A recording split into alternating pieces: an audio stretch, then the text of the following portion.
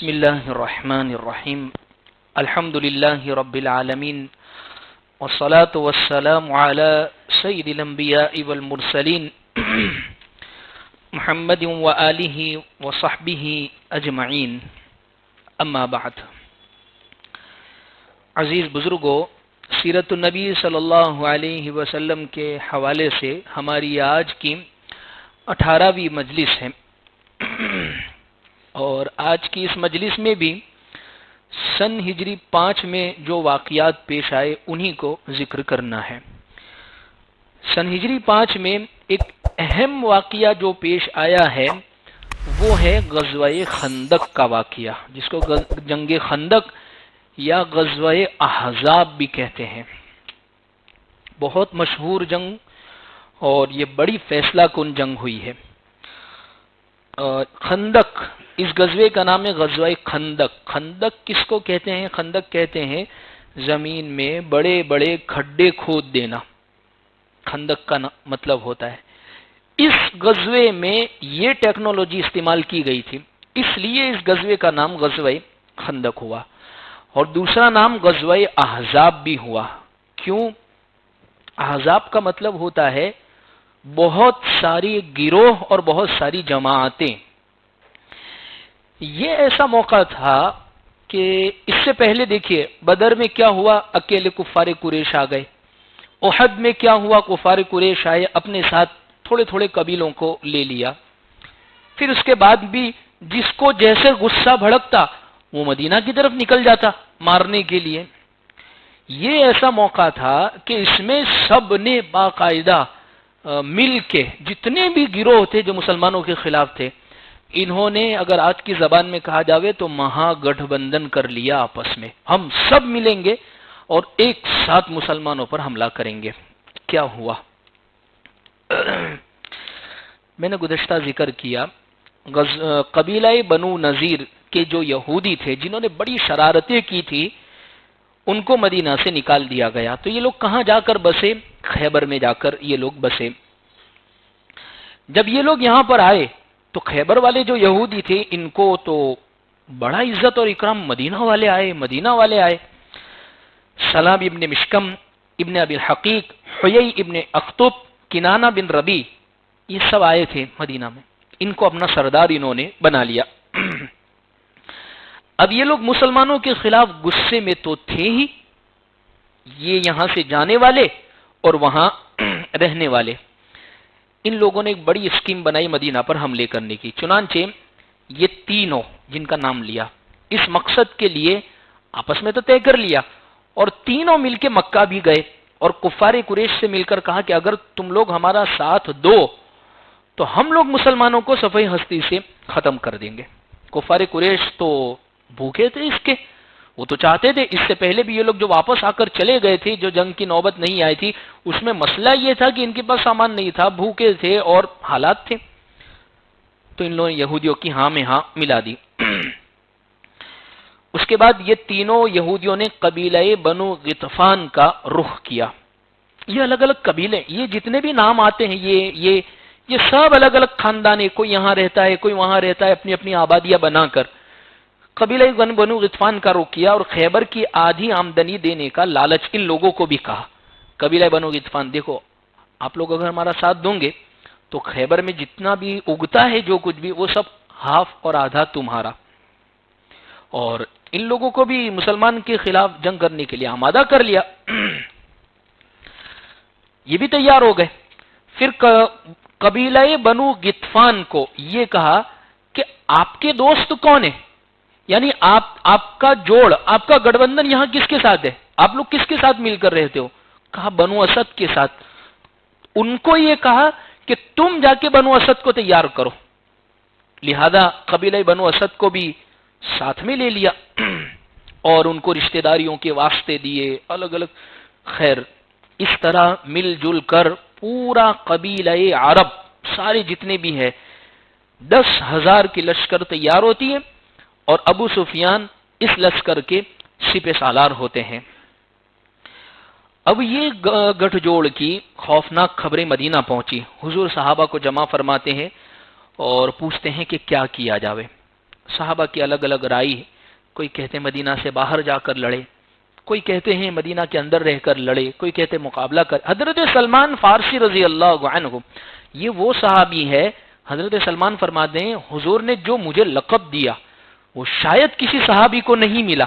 ایک تو کچھ وہ لوگ ہیں جو حضور کے اہل بیت ہے، جیسے آپ کی اولاد، آپ کی بیویاں اور آپ کا گھرانہ جو قریب کا ہے وہ اہل بیت. حضرت سلمان ایران کے رہنے والے ہیں، فارس کے، لیکن حضور ان کے بارے میں فرماتے ہیں سلمان منا اہل البیت، سلمان یہ ہمارے اہل بیت میں سے ہیں. حضرت سلمان فرماتے ہیں اس سے بڑا ٹائٹل میرے لیے کچھ ہو ہی نہیں سکتا ہے جو دربار رسالت سے مجھے ملا. حضرت سلمان نے فرمایا کہ حضور میں نے بہت دنیا دیکھی ہے، میں نے بڑی جنگیں دیکھی ہیں. ہم لوگ ایران میں کیا کیا کرتے تھے کہ جب کوئی لشکر بہت بڑا ہے اور ہمارے پاس تعداد تھوڑی ہے تو ہم یہ کرتے تھے کہ اپنے سارے لوگوں کو ہم اپنے شہر میں محفوظ کر لیتے اور شہر کے اطراف میں چاروں کونوں کے اندر بڑے بڑے کھڈے کھود دیتے تھے اور ان کھڈوں کے پاس اپنی فوجوں کو رکھ دیتے تھے، جس کا نتیجہ یہ ہوتا تھا کہ ایک تو وہ سیدھے گھس نہیں سکتے، آنا پڑے گا تو یہ کود کے آنا پڑے گا اور کودنے میں اندر گرنے کا بھی خطرہ ہے اور چھلانگ لگا سکتے نہیں ہیں، اتنے میں جو لوگ کھڑے ہیں وہ فوراً سنبھل جائیں گے. حضور کو یہ رائے بڑی پسند آئی، کہا ہاں ہم اسی رائے پر عمل کریں گے. اب مدینہ کیا اس وقت جغرافیائی نقشہ ایسا تھا، 3 جگہ پر 3 کونے، مدینہ کے 3 کونے کے اندر تنگ گلیاں اور کھجور کے بہت سارے گھنے درخت تھے، تو وہاں سے تو کوئی انٹر نہیں کر سکتا تھا، داخل نہیں ہو سکتا تھا. ایک راستہ بچا تھا جو بالکل کھلا ہوا تھا. حضور صلی اللہ علیہ وسلم نے فرمایا بس اس طرف ہم یہ خندق کو کھودیں گے. اور اگر آپ کو یاد دہانی کے لیے میں کہہ دوں تو آج کل یہ جو جگہ جو حجاج کو بتانے کے لیے لے جاتے ہیں، غزوہ خندق جہاں ہوا ہے وہاں پر 7 مسجدیں بھی بنی ہوئی ہے، پوری ایک جامع مسجد، جامع خندق کے نام سے، مسجد خندق کے نام سے وہاں مسجد بنا دی. اسی کے سامنے جو سڑک جا رہی ہے بس وہی سڑک ہے جہاں خندق کھودی گئی تھی.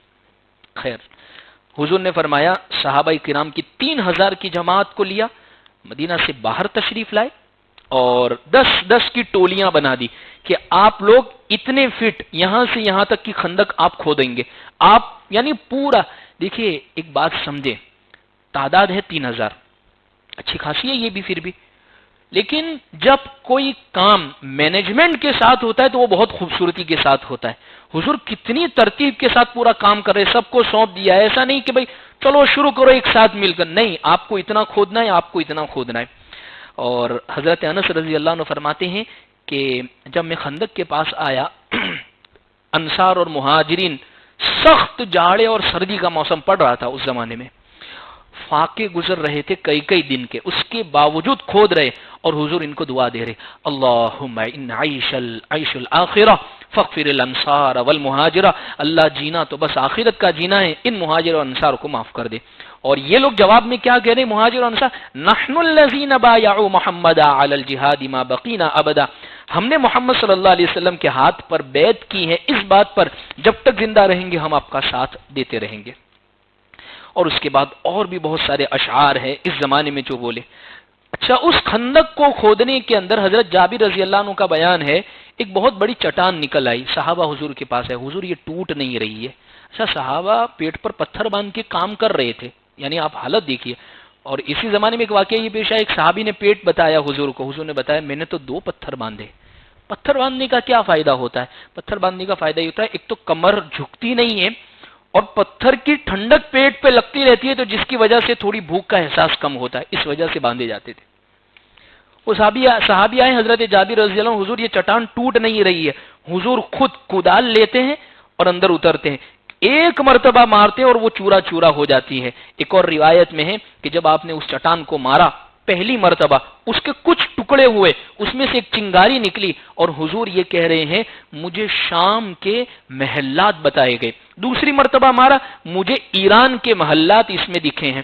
تیسری مرتبہ مارا تو مجھے یمن کے محلات دکھے ہیں. یعنی حضور یہ پیشین گوئی بھوشیوانی کر رہے ہیں کہ آئندہ زمانے میں یہ سارا کے سارا مسلمانوں کے قبضے میں آئے گا.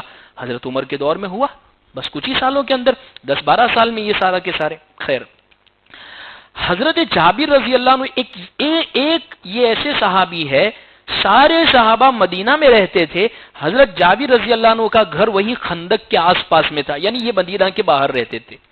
اب سب صحابہ کی، خاص طور پر نبی کی بھوک دیکھی نہیں جا رہی ہے، تو اپنی بیوی سے کہتے کیا ہے کچھ گھر میں نبی کی دعوت کروں، 2-4 ساتھیوں کو اور ساتھ میں لے آؤں۔ کہا کہ دیکھو یہ 1 سا، یعنی جس کو کہہ سکتے ہیں 2-3 کلو جو پڑے، جو میں اس کو پیس لوں گی، آٹا بنا لوں گی، اور یہ ہمارا چھوٹا سا بکری کا بچہ ہے، آپ اس کو ذبح کر دیجیے، اس کی بوٹیاں بنا لیجیے، اور حضور کے ساتھ کچھ لوگوں کو بلا لیجیے۔ انہوں نے کہا کہ ٹھیک ہے، تو تیار کر کے رکھ، میں نبی کو اور لے کر آتا ہوں۔ اچھا، وہ جاتے ہوئے حضرت جابر کی بیوی دیکھنا ہو، کان میں کہنا، ایسا نہ ہو کہ سارے آ جاوے اور پھر ہم یہاں پر رسوا ہو جاوے۔ کہا ٹھیک ہے، آپ آئے، حضور کے کان میں کہا حضور آپ اور آپ کے ساتھ چند صحابہ کو لے چلیے، ہم آپ کی دعوت کرنا چاہتے ہیں بھوک کی وجہ سے۔ حضور نے اعلان کر دیا بھائی چلو، حضرت جابر رضی اللہ عنہ نے تمہاری دعوت کی ہے۔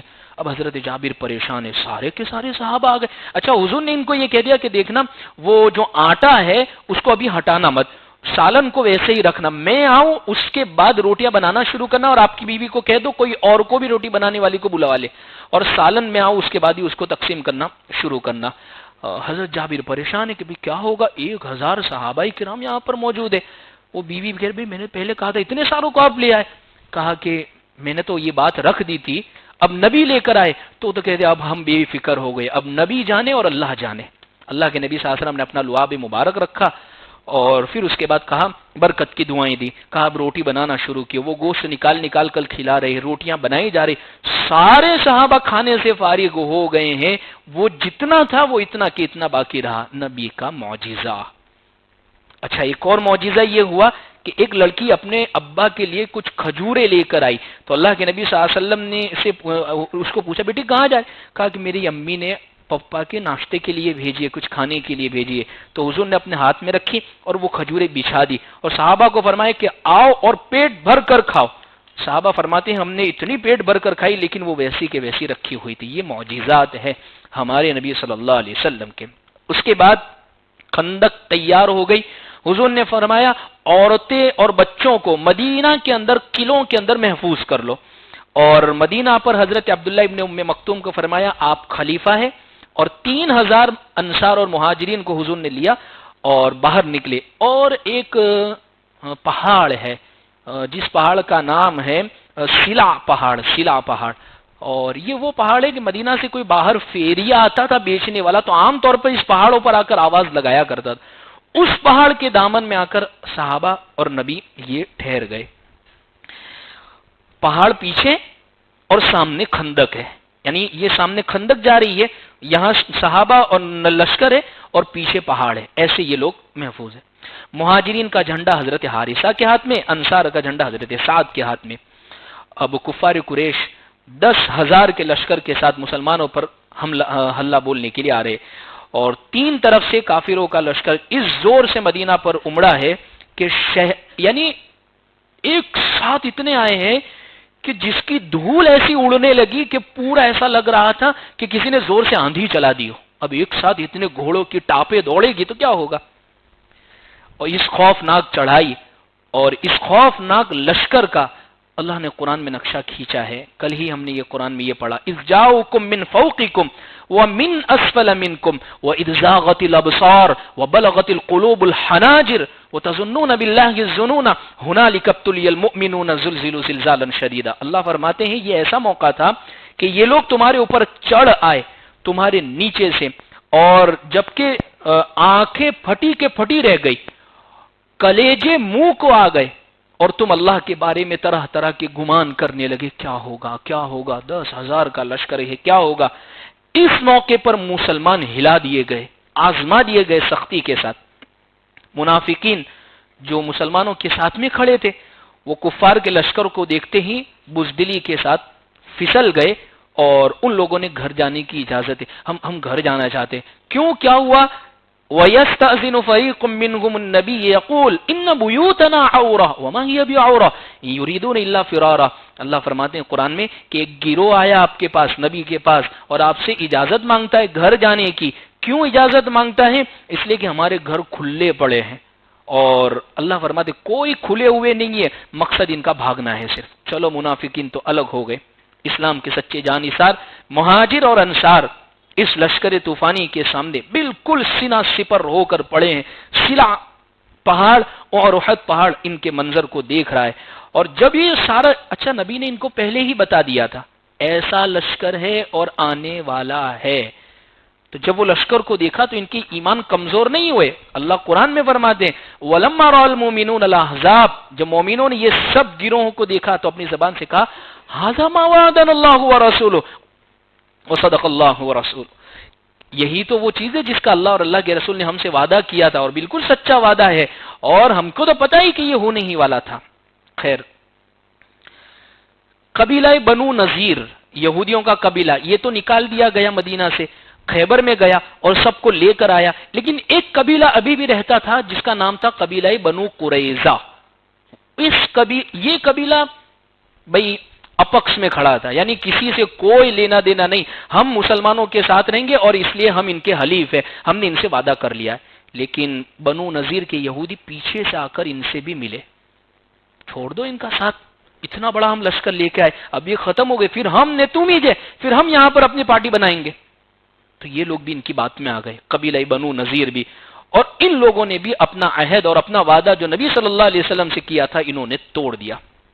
حضور کو خبر پڑی تو حضرت سعد بن معاذ، حضرت سعد بن عبادہ ان کو تحقیق کرنے کے لیے بھیجا کہ جا کر آؤ اور پوچھو قبیلہ بنو قریظہ کے بارے میں کہ تم لوگ کیا کہتے ہو۔ جب ان سے پوچھا کہ بھئی یہ بات صحیح ہے، تم لوگوں نے عہد توڑ دیا ہے، اور محمد صلی اللہ علیہ وسلم سے جو وعدہ کیا تھا، کون محمد، کیسا وعدہ، ہم تو کچھ نہیں جانتے، وعدہ خلافی ان لوگوں نے کر دی۔ اللہ کے نبی صلی اللہ علیہ وسلم کو جب یہ حال بتائے تو حضور نے اللہ اکبر فرمایا اور فرمایا مسلمان تم گھبراؤ مت، اللہ تبارک و تعالی اس میں تمہارے لیے بشارت دیتے ہیں۔ جب اب سارے کے سارے لشکر خندق کے سامنے آ کر اس پار کھڑے ہیں اور شہر مدینہ کا محاصرہ، مدینہ کو گھیرا جا رہا ہے، سب طرف سے گھیرا جا رہا ہے، اور تقریباً 1 مہینے تک اس شہر کو گھیر کے رکھا ان کفار نے، اور اتنا سختی کے ساتھ گھیرا کہ حضور اور صحابہ پر کئی دنوں تک کے فاقے گزر گئے۔ ایک طرف تو خندق کا محاصرہ، اور دوسری طرف اس لیے حملہ کرنا چاہتے تھے کہ مسلمانوں کی عورتیں اور بچے قلعوں میں اندر محفوظ ہے، تو وہاں پر ہم حملہ کر لے کسی طریقے سے، مگر حضور صلی اللہ علیہ وسلم نے جہاں خندق کے الگ الگ حصوں پر صحابہ کو کھڑا کر، وہ تو چاہتے تھے کودے یا رستہ کہیں سے مل جاوے، لیکن حضور نے ہر جگہ پر بہت اہتمام کے ساتھ صحابہ کو کھڑا کر دیا۔ اب یہ محاصرے کی وجہ سے ہوا یہ، مسلمانوں کی پریشانی کو دیکھ کر حضور نے یہ خیال کیا کہ کہیں مہاجر اور انصار ہمت نہ ہار جائے، اس لیے آپ نے ارادہ فرمایا، یعنی یہ قبیلہ بنو قریظہ نے بھی ساتھ چھوڑ دیا، تو یہ خطرہ تھا کہ کہیں یہ لوگ ہمت نہ ہار جاوے، کمزور نہ ہو جاوے، تو ایک اور قبیلہ تھا قبیلہ غطفان، اس کے سردار کے پاس عیینہ بن حصن جس کا نام تھا، اس سے ایک معاہدہ کیا کہ دیکھ یہ لوگ ہمارے ساتھ، انہوں نے بھی بدعہدی کر لی، اتنا بڑا لشکر آ گیا، ہم یہ اتنے سے لوگ ہیں اور یہ لوگ بھی منافقین بھی ہمارا ساتھ چھوڑ کر چلے گئے، اگر اس وقت تو ہمارے ساتھ کھڑا رہے گا، قبیلہ غطفان سے کہتے، تو ہم مدینہ کی اب آئندہ جو پیداوار ہوگی اس کا 1/3 تجھے دے دیں گے۔ حضرت سعد بن معاذ اور حضرت سعد بن عبادہ کو پتا چلا تو انہوں نے فرمایا کہ اللہ کے رسول اگر آپ پر وحی آئی ہے اس سلسلے میں تو ہم کچھ نہیں کہتے، لیکن اگر اللہ کے نبی صلی اللہ علیہ وسلم اگر وحی نہیں آئی ہے تو ہم آپ کو یہ مشورہ دیتے ہیں، ہماری یہ رائے ہے، جس وقت ہم لوگ سرکش تھے، گناہوں میں پڑے ہوئے تھے، ہم نہیں جانتے تھے، اس وقت ہم نے ان سے معاہدہ نہیں کیا، اس وقت ہم نے ان کو حلیف نہیں بنایا، تو آج تو اللہ نے ہمیں عزت دی ہے اسلام کے ذریعے سے اور رسول کے ذریعے، تو ہم کسی شرط پر تیار نہیں ان سے عہد کرنے کے لیے۔ حضور بہت خوش ہو گئے اور اللہ کے نبی صلی اللہ علیہ وسلم کو پورا اطمینان ہو گیا۔ خندق کی وجہ سے اب لڑائی جو ہے وہ 10 ہاتھ بہاتھ تو نہیں ہوئی، جیسے احد میں ہوئی، بدر میں ویسی لڑائی تو نہیں ہوئی، جس کو جیسا موقع ملتا ہے وہ وہاں سے گھسنے کی کوشش کرتا، کسی کو کوئی خالی جگہ مل جاوے تو وہ وہاں سے گھسے، کوئی بہت تیزی سے جوان بہت طاقتور گھوڑا دوڑا کہ سیدھا خندق کو پار کر لے وے تو وہ پہنچ جاوے، کسی کو کوئی رستہ مل جاوے مدینہ کی خفیہ راستوں سے انٹر ہونے کا تو ایسے ایسے کوئی اندر داخل ہونے کی کوشش کرتا. اب اس میں یہ ہوا ایک شخص آیا عمرو ابن عبدود، 90 برس کا کھراٹ بوڑھا تھا لیکن 1000 سواروں کے برابر تھا، اتنا زیادہ یہ طاقتور شخص تھا. جنگ بدر میں یہ زخمی ہو گیا اور بھاگ گیا تھا، اور اس نے یہ قسم کھا لی جب تک مسلمانوں کا میں بدلہ نہیں لے لوں گا وہاں تک میں چین سے نہیں رہوں گا. لہذا اس مرتبہ یہ چلا اور آگے بڑھا اور دعوت دینے لگا، اور 3 مرتبہ اس نے کہا کوئی ہے میرا مقابلہ کرتا ہے، کوئی ہے میرا مقابلہ کرنے کے لیے تیار. حضرت علی شیر خدا کہتے ہیں میں تیار ہوں. پھر یہ کہتا ہے کوئی میرا مقابلہ کرنے کے لیے تیار، پھر کہتے ہیں میں تیار ہوں. پھر حضرت علی رضی اللہ عنہ حضور صلی اللہ علیہ وسلم اپنی خاص تلوار ذوالفقار حضرت علی کو دیتے ہیں، امامہ باندھتے ہیں اور حضرت علی رضی اللہ عنہ کو دعا دیتے ہیں اور رخصت کرتے ہیں. جیسے ہی یہ دونوں سامنے پہنچتے ہیں، کہاں عمرو ابن بعدود اتنا بڑا شہسوار، اتنا بڑا طاقتور، ہزاروں کا مقابلہ کر لیتا تھا، اور حضرت علی رضی اللہ عنہ بہت ہائٹ میں لمبے چوڑے نہیں تھے، طاقت زبردست تھی، شیر خدا تھے حضرت علی رضی اللہ عنہ، لیکن ہائٹ چھوٹی تھی.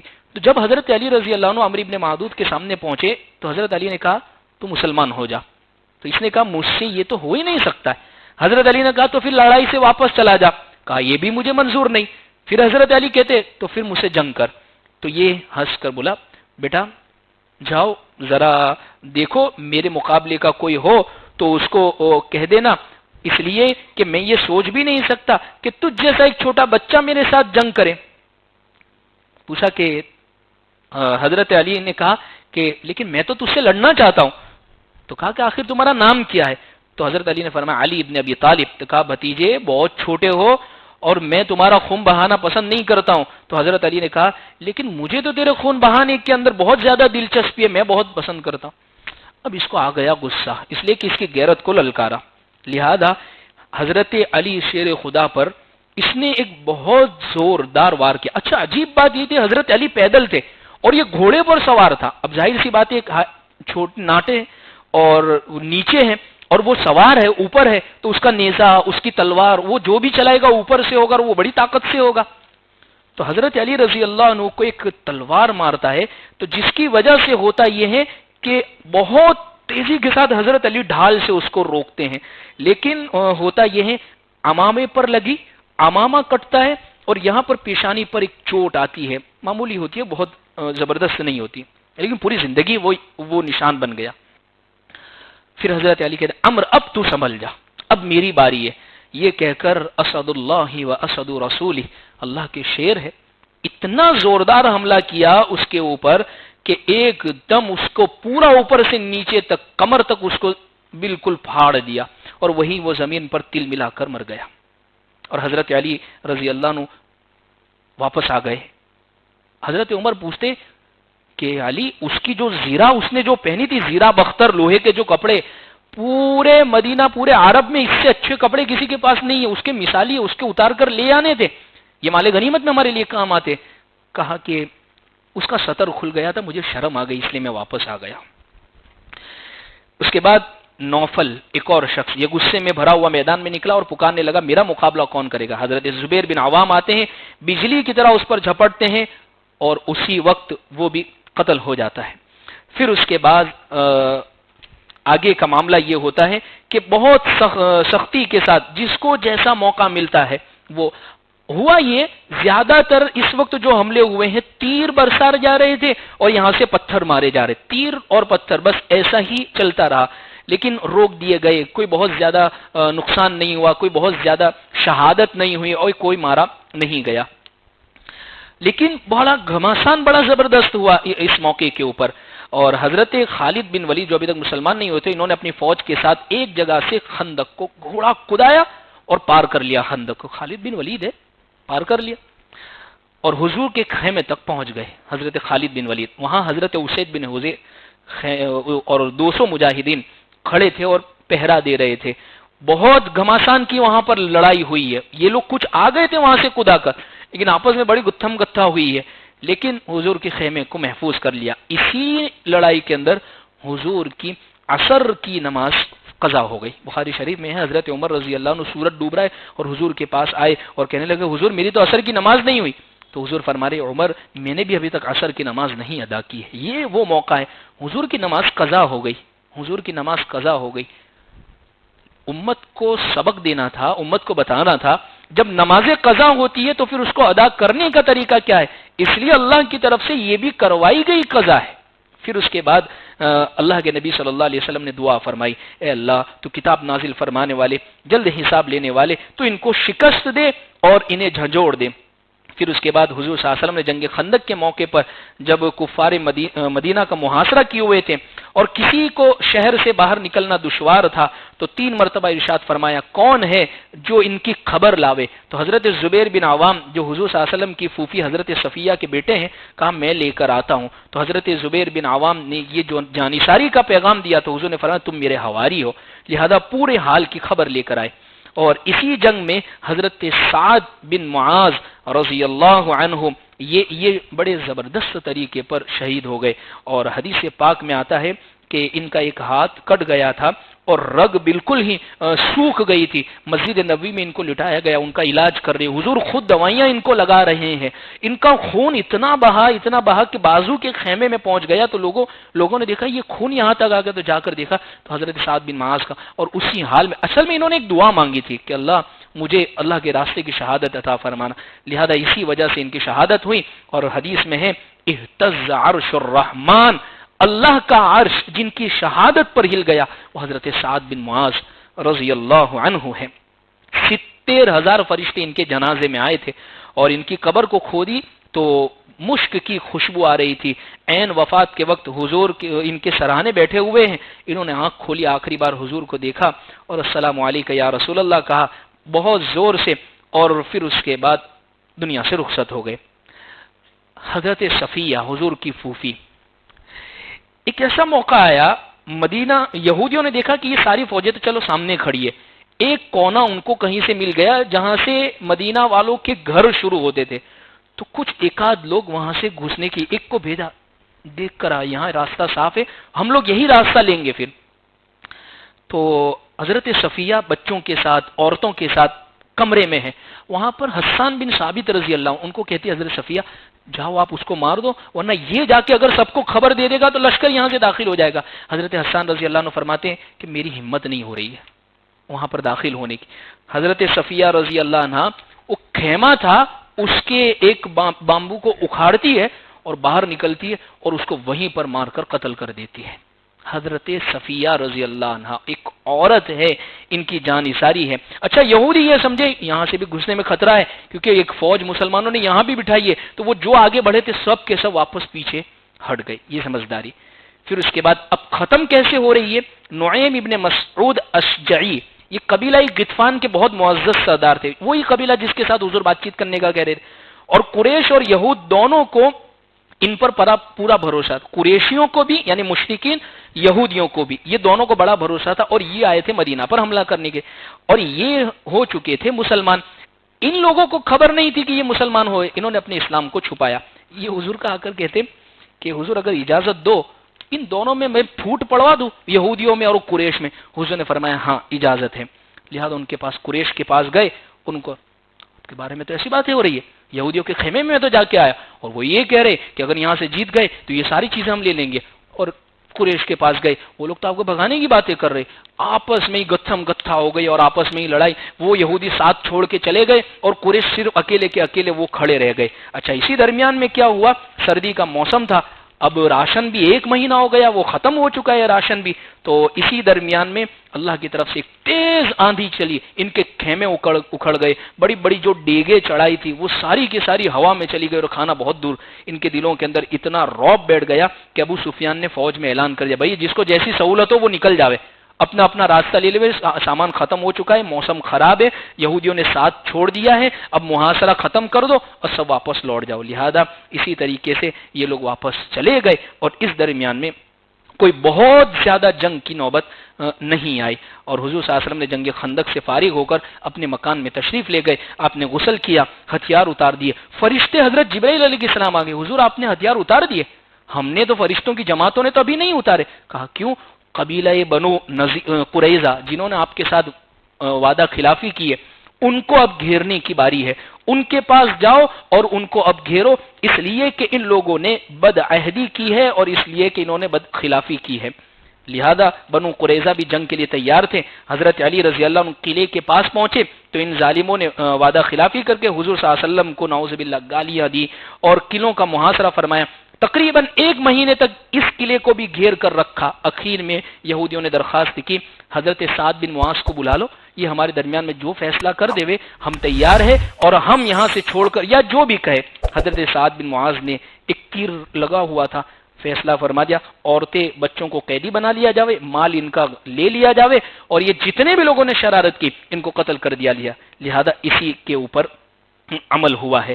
تو الغرض عزیز بزرگوں، یہ اہم واقعات مختصراً اسی سال حضرت زینب بنت جحش سے حضور نے نکاح بھی فرمایا، اسی سال عورتوں پر پردہ بھی فرض ہوا، اسی سال زنا کی تہمت، یعنی اگر کوئی کسی پر زنا کی تہمت لگا دے تو لعان اور زہار کے احکام وہ بھی اسی سال ہوئے، تیمم کی آیت وہ بھی اسی سال نازل ہوئی، اور ایک نماز جو جنگ کے موقع پر پڑھی جاتی ہے جس کو کہتے ہیں صلاۃ الخوف، اس کا حکم بھی اسی سال آیا۔ صلاۃ الخوف کا مطلب یہ ہے کہ جیسے مسلمانوں کی ایک جماعت لڑنے کے لیے کھڑی ہے تو وہ ساری اب دیکھیں کیا ہوتا تھا بھائی، 2 جماعت کر لے تو کیا واندہ ہے، ہوتا ہے نا بعض مرتبہ بھائی 1000 لوگ ہیں تو 500 کھڑے رہے اور 500 نماز میں ہو جاوے، لیکن سب کو ہی نبی کے پیچھے نماز پڑھنی ہے تو اب اس کی شکل کیا ہوگی؟ اس کی شکل یہ ہوگی کہ نبی صلی اللہ علیہ وسلم نے جیسے مثال کے طور پر فجر کی نماز کی نیت باندھی تو اب یہ 500 لوگ نماز میں نبی کے پیچھے کھڑے رہیں گے اور 500 لوگ وہاں ہیں۔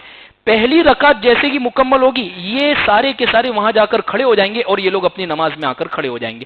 یہ لوگ اپنی نماز کو مکمل کریں گے دوسری رکعت کا اور اس کے ساتھ پہلی رکعت کو بھی قضا کریں، پہلی رکعت کو بھی مکمل کریں گے۔ ان کی جو 1 رکعت باقی ہے یہ لوگ واپس چلے جائیں گے اور یہ رکعت آ کر اپنی مکمل کرتے ہیں۔ اس کو کہتے ہیں صلاۃ الخوف۔ قرآن مجید کے اندر 5ویں پارے میں اس کا حکم ہے، وہ بھی اسی سال نازل ہوئی۔ اللہ مزید کی توفیق عطا فرمائے۔ وآخر دعوانا الحمدللہ۔